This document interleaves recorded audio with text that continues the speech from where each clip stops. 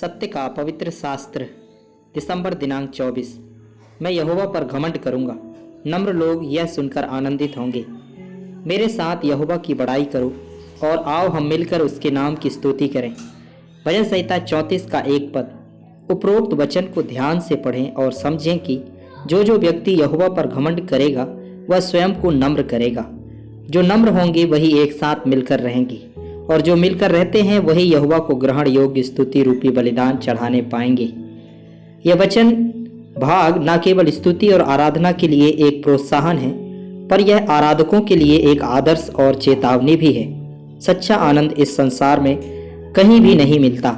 यह 100% सच है, जो सभी लोग अच्छी तरह जानते हैं। फिर भी संसार में आनंद की प्राप्ति करने के लिए अपना सब कुछ खर्च कर देते हैं और यही सबसे बड़ा दुख भी हो जाता है।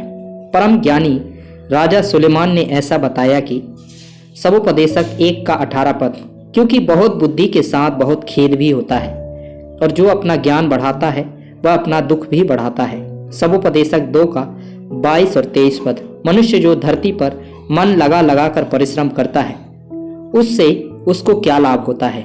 उसके सब दिन तो दुखों से भरे रहते हैं और उसका काम खेद के साथ होता है। रात को भी उसका मन चैन नहीं पाता, यह भी व्यर्थ ही है। यहोवा परमेश्वर का जन और इज़राइल का अगुवा, पृथ्वी पर का सबसे नम्र व्यक्ति मूसा ने भी अपने भजन में ऐसा उल्लेख किया है।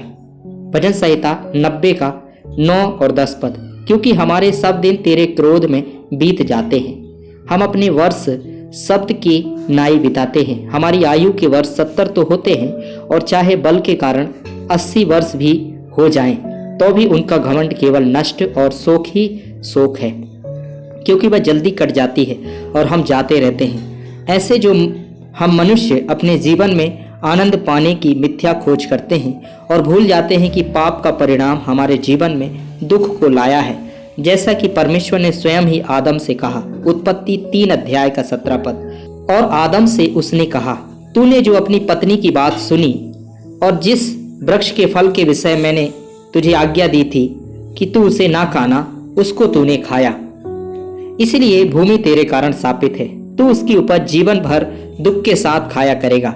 अब हम इस दुख का उपाय भी भजन संहिता 90 का 15 पद में देखते हैं, जहां मूसा परमेश्वर से आनंद मांगता है। जितने दिन तू हमें दुख देता आया है और जितने वर्ष हम क्लेश भोगते आए हैं, उतने ही वर्ष हमको आनंद दे।